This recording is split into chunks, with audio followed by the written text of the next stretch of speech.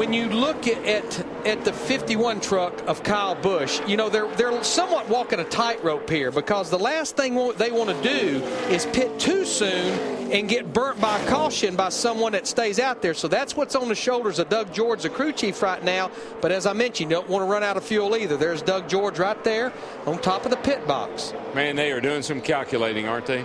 Sitting there saying, I think we can go 2 or 3 more laps. You want to wait till the very last lap that you possibly can run to come. They're looking for him now with 9 laps to go, and here comes Rowdy. There is Johnny Benson, who has cycled up to 8th place, also on pit road. Here comes a 30 back there too. He's coming. Todd Bodine in. Going to be a quick gas and go, it looks like, Krista.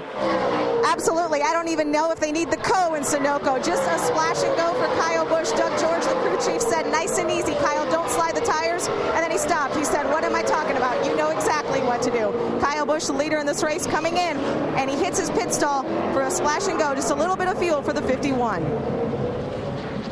And the way his truck's handling Mike, Larry, it doesn't surprise me that he can make it on tires, because he has not been abusing his truck. How about Todd Bodine, Matt? Mike, the driver wanted tires, the crew chief wanted fuel. They want fuel on the 30. So that'll move Colin Brown up to the lead in that Conway Freight Ford, leading for the first time today. Colin Brown is this race's 3rd different leader. He's only the 2nd driver to lead under green. Otherwise, it's been a Kyle Busch day. Now, where he's going to be in trouble is when he makes his green flag stop. We got a report that he's completely lost 3rd gear, and that transmission is in big trouble. So that's where he has to really careful. Well, where he's in really big trouble is Kyle Busch is right behind him. So even you know, no matter what, Kyle's going to chase him down and get the lead back here pretty quickly. And we're down to 7 to go. Now you see Mike Skinner in the 5 truck. Right now he is 1 lap down because of being on pit road twice. Now that was a pass for the lead Kyle Busch just made on Colin Brown. That's the difference in those trucks right there. But what Mike Skinner wants more than anything. We can let the 5 go if we don't. Well, it won't even help Mike Skinner now because we're less than 10 laps to go and there's no free pass available.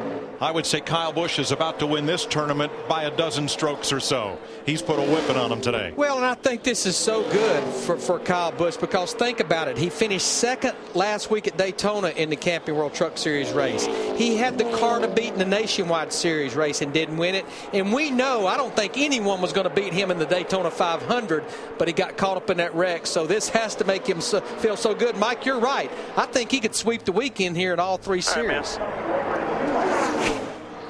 White flag for Rowdy Busch.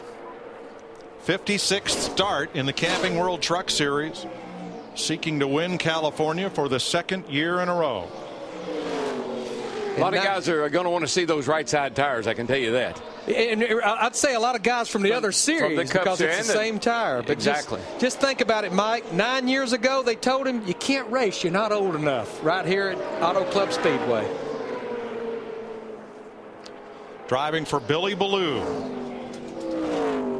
And that's a real special relationship, too. Yep. Good job, Doug. Doug George, the crew chief, Billy Ballou, the owner, and Rowdy. Kyle Busch wins the San Bernardino County 200, his 10th career victory in the Camping World Truck Series. 10 wins for Kyle Busch, tying him with Bobby Hamilton for 11 on the series all-time win list.